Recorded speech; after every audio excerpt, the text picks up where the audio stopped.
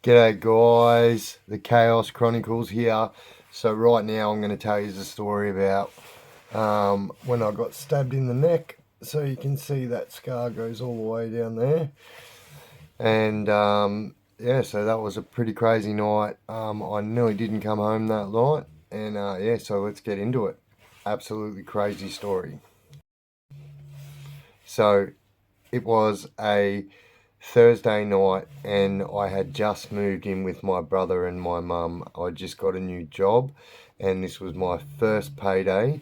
And so at the local pub, which is the Western Port in Hastings, they have on the Thursday night they had a 2 for 1 night. So for 3 hours of that night, you can order any drink, and they will give you 2 drinks for your one. So a pretty good deal, and it didn't matter what you buy, you get two of. So it was yeah, pretty good. And so there was me, my brother, and about 3 girls, and then my brother's mate turned up maybe an hour later. Me and my brother had been there for about an hour.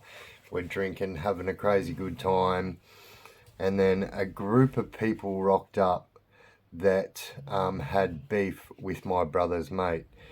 And so, we were cautious of them, they were cautious of us. It made the environment a little bit, But anyway, we all kept on drinking, which one of our groups probably should have left, but we didn't.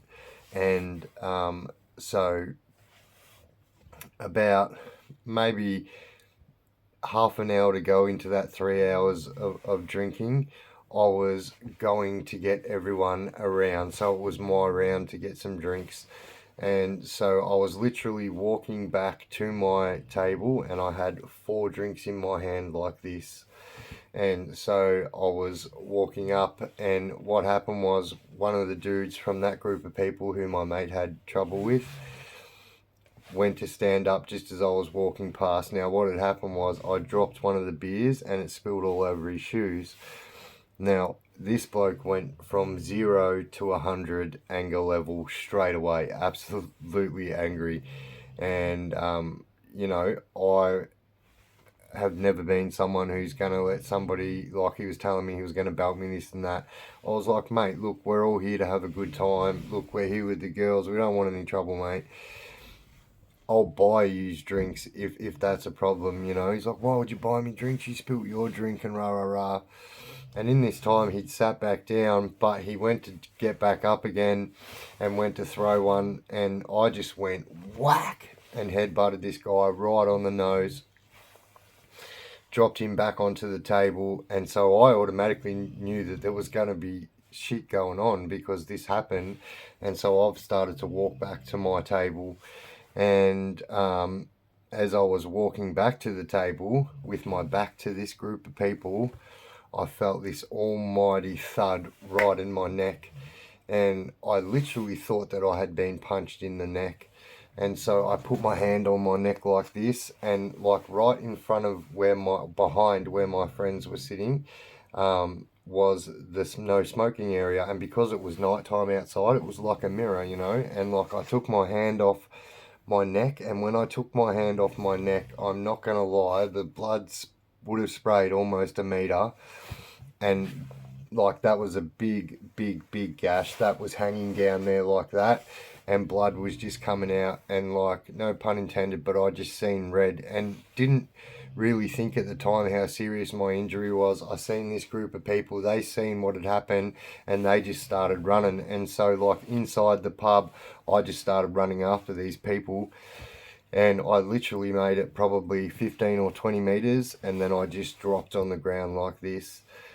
And it was really, really weird because like as soon as I dropped on, like I had all energy, and then as soon as I dropped on the ground, it was like in the movies, like I just started going cold. I couldn't move. I was in and out of consciousness, and then you wouldn't believe it, an off-duty cop actually jumped on top of me, sat on my chest, and he put his hands over my neck, and then was feeling around. I'm like, what are you doing? And then next thing you know, he's got his finger in my neck, and he's grabbing my artery like that. so it actually didn't sever my artery, but it cut my artery. But if it had severed it, they're actually like elastic bands, and he wouldn't have been able to get it back. I would have died for sure. But he actually grabbed it before it broke, and he waited until the ambulance got there. So in this time, I'm in and out of consciousness. I am quite literally dying at this time. Somebody has put their hands in my pocket and grabbed my phone out and thought it was a bright idea to ring my mother. Now, as I said, I just moved in with my brother and my mother, and so my mum literally got there before the ambulance got there. Now, still to this day on that pub, there is a stain there that's probably 1.5 meters by 1.5 meters, like, but a splash, like a puddle, you know, it's not perfectly round. And yeah, that was from me being stabbed on the ground. And so my poor mum had got there before the ambulance got there. I was literally like dying.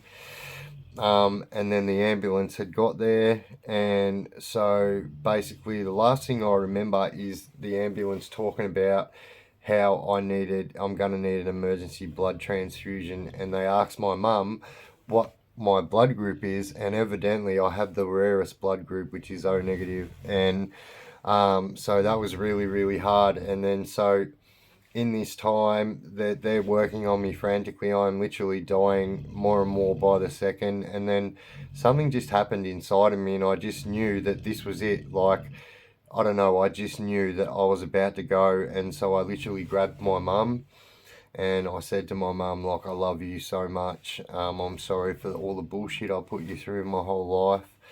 Please tell my brother and my sister I love them. Tell my dad and tell my children I love them very much, and that I'm sorry. And then, you know, my mum can verify this. I literally just flatlined on the spot, and we literally, when I flatlined, we're about 2 minutes away from Frankston Hospital, so they're working on me. I literally had the shock treatment done, and so then I made it to the hospital. They managed to bring me to life in between the ambulance and the hospital. They were still working on me, trying to get me in there. I'm probably lucky that it happened so close to the hospital. I don't think they would have bothered, you know. And yeah, so basically, I died 4 times that night, and I was in a coma for 4 weeks. And yeah, I ended up with a beauty of a scar. And yeah, but what's really more crazy about that is I don't know if it was a dream or if it really happened, but just before I woke up, it was like I was looking over my bed and I could see my mum there, my brother there, and then this girl that was there at the pub with us when it happened, and they all stayed there the whole time. And then I woke up, and you know, the first thing I said to my mum was like, I was just looking at this, you know.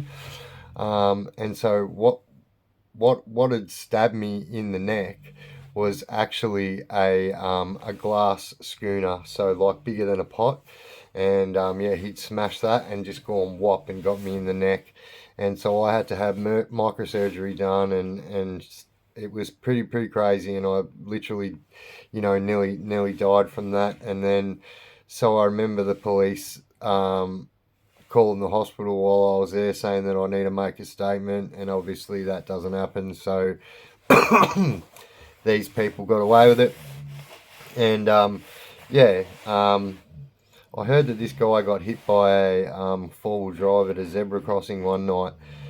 Yeah, so karma's a biatch. But yeah, that's one of my stab stories. I've actually been stabbed 7 times on 4 different occasions, and yeah, we'll get through all them stories plus more. I've been shot, and yeah, so yeah, this is the Chaos Chronicles, Memoirs of Mayhem. It's all in the name, guys. I lived a crazy life. Don't forget to chuck a subscribe down there, put a comment there, let me know what you want to hear more about, and we'll get it in there. And don't forget to hit that alarm bell, and so you get your reminders.